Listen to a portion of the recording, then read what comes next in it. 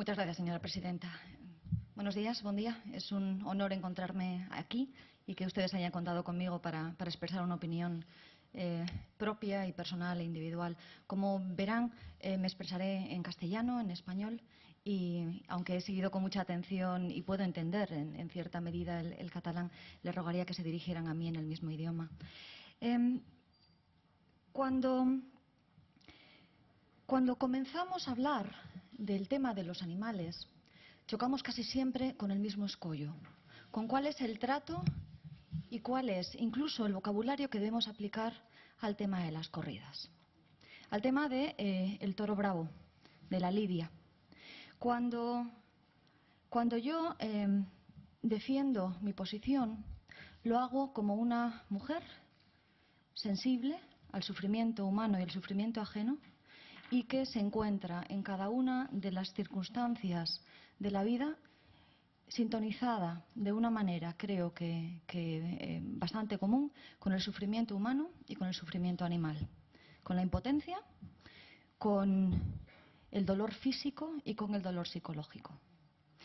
Por eso a mí me angustia sobremanera el encontrarme en una plaza de toros a una serie de hombres, no únicamente al matador, sino también al resto de la cuadrilla, que está arriesgando su vida, que está exponiéndose voluntariamente, en ocasiones bien pagado, en otras ocasiones no, en ocasiones siendo conocido y en ocasiones no, que se expone a sufrir graves heridas, o incluso una herida muy, muy pequeña, para que el resto de la gente que está a su alrededor disfrute.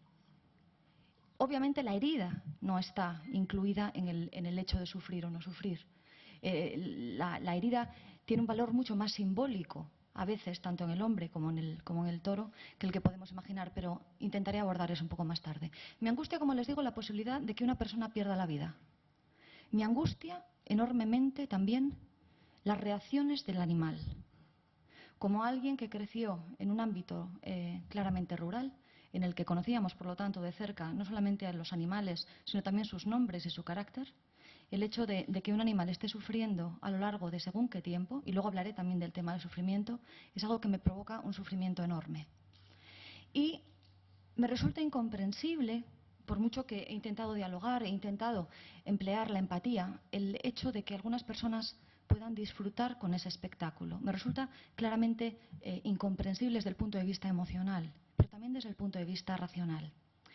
Aludo a una serie de comparaciones, entre ellas, sobre todo, el efecto catártico que se produce en la plaza. Es innegable.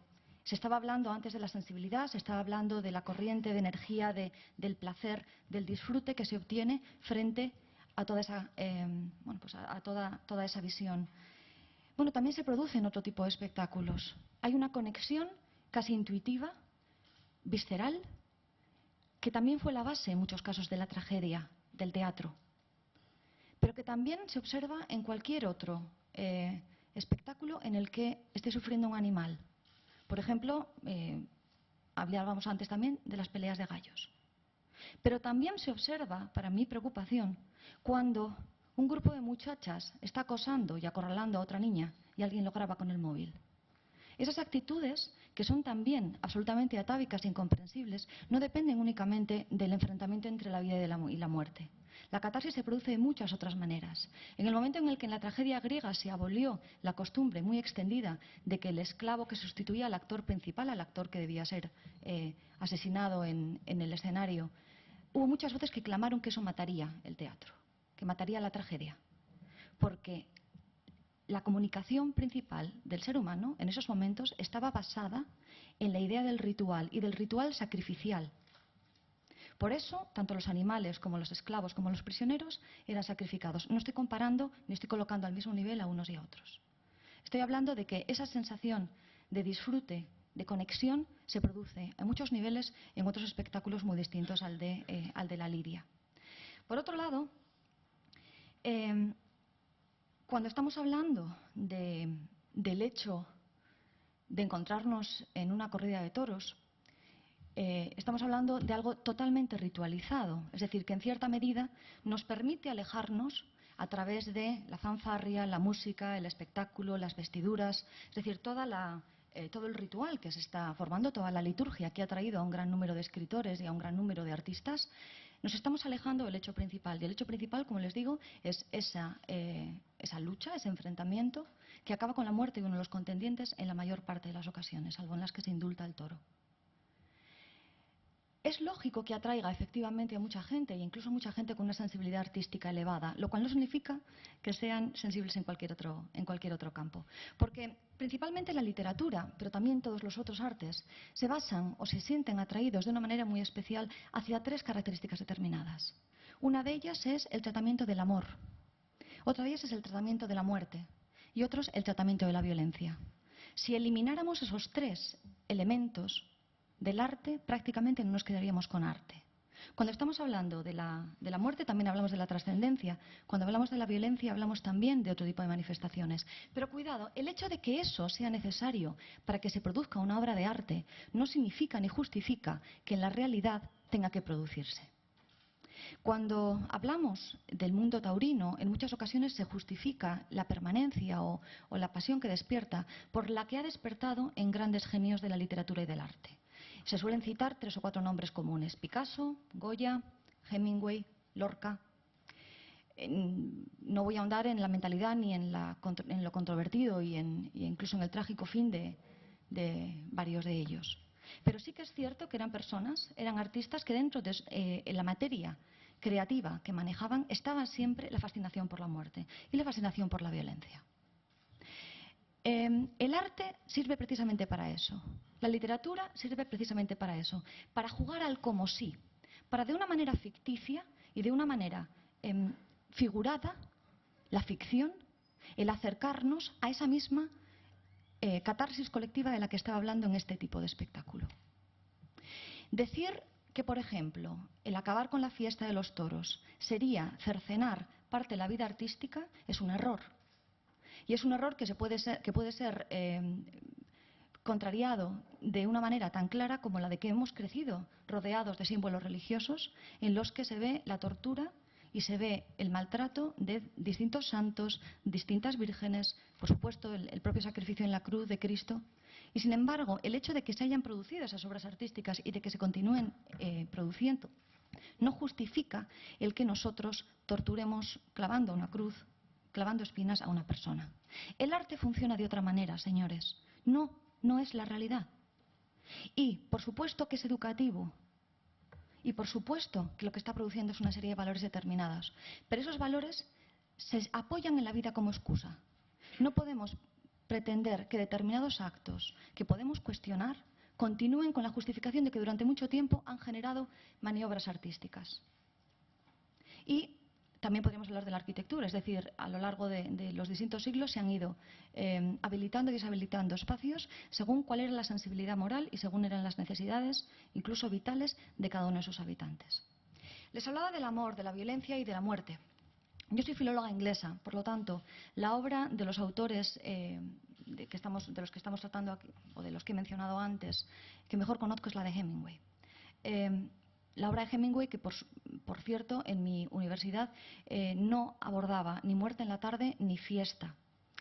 ¿Por qué es interesante Hemingway? Bueno, pues por muchos sentidos. Uno de ellos porque durante mucho tiempo se ha considerado como uno de los defensores o como uno de los emisarios de la cultura española y muy en concreto de la cultura taurina. Él era un gran aficionado a los toros y así lo demostró. Sin embargo, también era un gran aficionado a la caza, lo era a la pesca y estaba fascinado una y otra vez por la idea de la guerra, por la idea del enfrentamiento con la muerte. Hay muchas tesis acerca de si lo que intentaba era huir o lo que intentaba precisamente era enfrentarse a ella de una manera más o menos directa. La certeza es que tenía una serie de aficiones personales y que las reflejó después en una obra artística que ahora está considerada más o menos irregular, pero que es innegable. ¿Qué ocurre? En el momento en el que llega Hemingway a España, y está además a lo largo de distintos viajes conociendo determinadas realidades, adopta de una manera casi intuitiva la misma perspectiva que otros viajeros americanos, ingleses y franceses estaban dando sobre España. Es decir, un país exótico y primitivo y un país que justificaba la violencia porque era precisamente exótica y primitiva. Es decir, se vende de una manera que ahora mismo posiblemente no consideráramos la más adecuada y que enlazó perfectamente con gran parte de las promociones de turismo que se dieron durante la época franquista. Es decir, el exotismo de lo diferente, de lo distinto y de lo violento identificado como lo auténtico. En el caso, por ejemplo, de otro de los autores franceses que trató el tema, que fue Mérimée, la visión que se planteaba de este país no era precisamente la más adecuada. Carmen habla de la historia, un triángulo amoroso de 3 personas que han caído en lo más bajo de la sociedad. Una de ellas es una mujer ladrona, prostituta, manipuladora y destructiva. Otro de ellos es un muchacho que, debido a sus manipulaciones, se ha convertido en un guerrillero, en un asesino, en un bandolero. Y el otro es un torero. No estoy diciendo con esto, por supuesto, que ningún calificativo moral acerca del tema del torero. Pero sí que desde el punto de vista de los autores extranjeros, cuando se estaba hablando de ese tipo de España, no se estaba hablando precisamente de los valores más educativos, ni de los valores culturales más interesantes. Permítanme, por otro lado, que les alerte acerca de la idea o de la palabra o del concepto de cultura. Estamos ahora estamos poniendo de moda el hecho de que haya distintas culturas, la cultura del vino, la cultura de la gastronomía, la cultura del aceite, la cultura del toro. Cuando estamos hablando y nos referimos así a la cultura, no estamos hablando de una serie de manifestaciones culturales, sino de hábitos. Estamos hablando de costumbres. No estamos añadiendo el valor que todo acto cultural tiene que tener, que es el de la trascendencia. Es el de aprender a través de la ficción a solventar problemas muy reales. Y eso es uno de los valores que principalmente la cultura, la educación y la literatura pueden transmitir a los más jóvenes, a los chavales más jóvenes. Cuando yo me acerco a las obras infantiles, y esas obras infantiles pueden ser de mucho tipo, traducidas de muchos idiomas, se evita siempre de una manera exquisita el trato de la violencia. O se presenta de una manera claramente negativa. Lo que encuentro cuando estamos hablando del mundo del toro es que eso no es así. Es decir, hay un término muy interesante que es el del toro bravo. Y ese término interesante lo es principalmente porque se ha elegido y se ha potenciado que ese animal sea lo más salvaje y lo más agresivo posible. De manera genética, de manera conductual, se selecciona a un animal que va a demostrar su agresividad. Desde luego no puedo estar de acuerdo con que eso se formule así. No lo puedo estar por mí misma, no lo puedo estar con la idea de transmisión de valores que se pueden realizar y no lo puedo hacer no porque no considere que dentro del despliegue de color, de luz, de música, no pueda haber algo positivo, sino porque me parece que claramente los valores que yo no deseo que se perpetúen, ni asociados a mí, ni asociados a mi cultura, ni asociados a mi país, ni a mi idioma, ni a ninguna de las cosas que valoro, tengan que ver con lo que encuentro dentro de esas celebraciones. Poca cosa más tengo que decirles. Estoy, como les digo, muy orgullosa de encontrarme aquí y me encantará responder a cualquier cuestión que puedan formularme. Doncs moltes gràcies, senyora Freire.